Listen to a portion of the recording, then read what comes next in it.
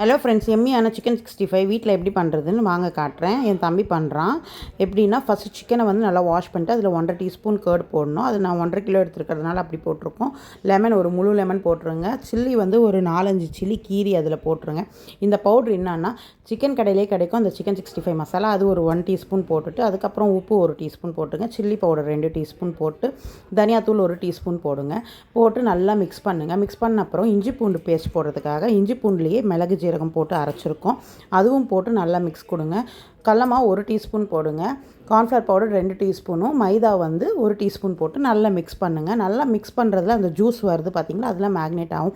1 hour மேக்னேட் ஆனப்புறம் இதை வந்து நம்ம ஃப்ரை பண்ணிடலாம். ஃப்ரை பண்ணுறது எப்படின்னா, 50% குக் பண்ணிவிட்டு அதுக்கப்புறம் அது தனியாக எடுத்து வச்சு திருப்பி அதை வந்து ரீகுக் பண்ணுறாங்க. அது நல்லாயிருக்கு, ஜூஸியாக வருது சிக்கனு. நீங்களும் வீட்டில் ட்ரை பண்ணி பாருங்கள். ரொம்ப டேஸ்ட்டாக எம்மியாக இருக்குது. தேங்க்யூ.